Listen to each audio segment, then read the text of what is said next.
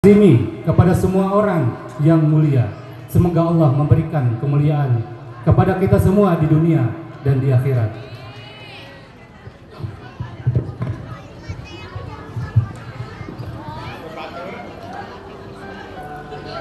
Sahabat guru, kita sebagai guru, sebagai pendidik akan selalu dihadapkan pada kodrat zaman. Tempora mutantur etnos mutamur in illis. Zaman berubah dan kita pun ikut berubah.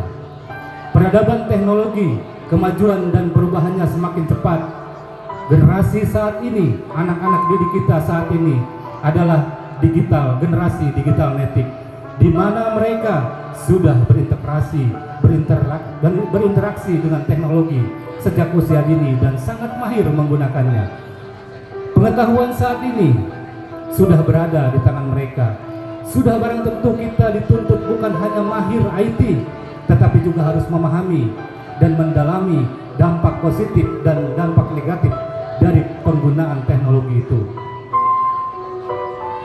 Jika kita lalai, apatis terhadap kondisi zaman, niscaya kita selaku praktisi pendidikan telah dengan serta-merta menghindar dari kekhawatiran terburuk yang terjadi pada anak-anak didik kita di masa depan.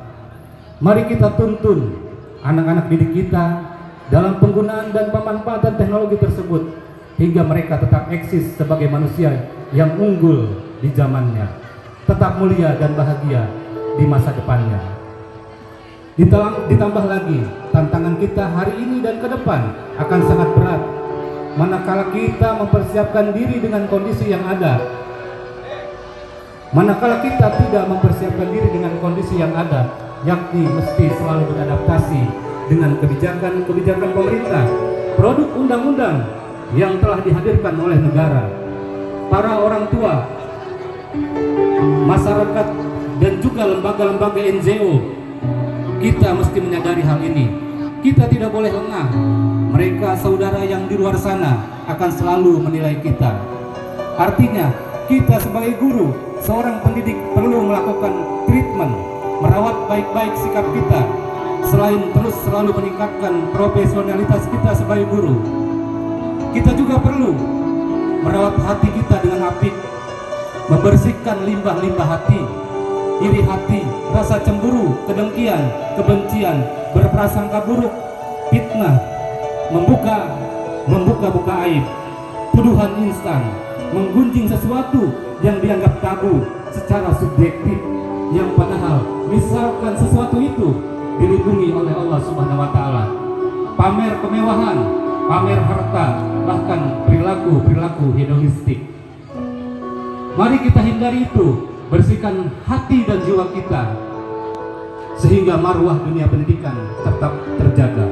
Sahabat guru, hari ini dan ke depan di kita tidak harus terdengar lagi guru menjewer kuping murid, menempelin wajah murid karena alasan murid nakal, menjemur siswa di lapangan karena bolos sekolah, menginjak kaki siswa karena tidak pakai sepatu, memelototi dan menggertak siswa karena tidak memperhatikan penjelasan guru. Mari kita tinggalkan sikap-sikap insecure, rasa tidak nyaman pada anak, kekerasan dan perundungan serta gaya mengajar seperti itu. Didiklah anak-anak kita dengan cinta dan kelembutan hati, niscaya akan terbangun chemistry, rasa terpaut antara kita dan anak-anak didik kita. Manakala sudah ada chemistry, kita akan merasa kasihan dan bersalah ketika kita menelantarkan mereka saat di dalam kelas, dan tidak mungkin lagi kita mengajar asal-asalan. Tataplah lebih dalam sorot mata mereka, maksudlah ke dalam, ke alam pikiran dan jiwa mereka, sampai kita menemukan cahaya harapan dan keyakinan bahwa mereka kelak harus menjadi orang-orang hebat, orang-orang yang berguna, menjaga dan memajukan negeri ini. Sangat penting juga untuk ditanamkan dalam diri kita, ketika dimanapun kita merasa kangen pada anak-anak didik kita, rindu akan sekolah, tempat anak-anak belajar, dan selalu ada perasaan dan pikiran ingin segera datang ke sekolah, tempat kita bekerja. Disitulah eksistensi kita sudah naik pada level integritas yang tinggi, yakni rasa tanggung jawab. Sahabat guru, kita sebagai pemimpin di kelas pastinya akan banyak sekali yang harus dilakukan, diantaranya mengelola dan memanage kelas dengan kondisi siswa yang berbeda-beda karakternya. Tetapi dengan deliberasi rasa cinta yang telah ada dalam diri kita sebagai seorang guru, tentu kita akan menemukan potensi dan bakat-bakat mereka, sehingga kita akan bisa membimbing dan menuntunnya dengan bijak. Dalam mendidik dan mengajar dengan sentuhan pendekatan, metode dan strategi yang dilandasi rasa cinta tadi, juga kesabaran, dipastikan kita akan membawa mereka kepada perilaku-perilaku yang terdidik dan terpelajar, serta akan didapati capaian-capaian pembelajaran sesuai harapan kita.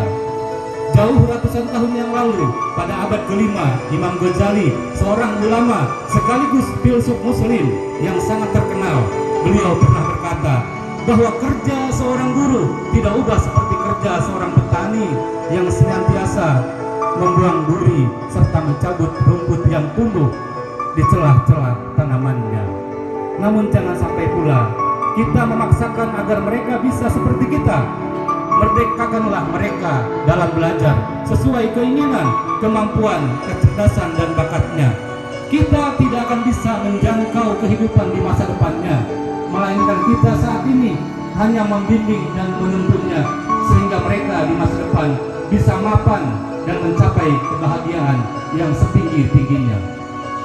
Seperti dalam penggalan puisi Khalil Gibran, anakmu bukanlah anakmu, mereka adalah putra-putri kerinduan kehidupan terhadap dirinya sendiri. Mereka terlahir lewat dirimu, tetapi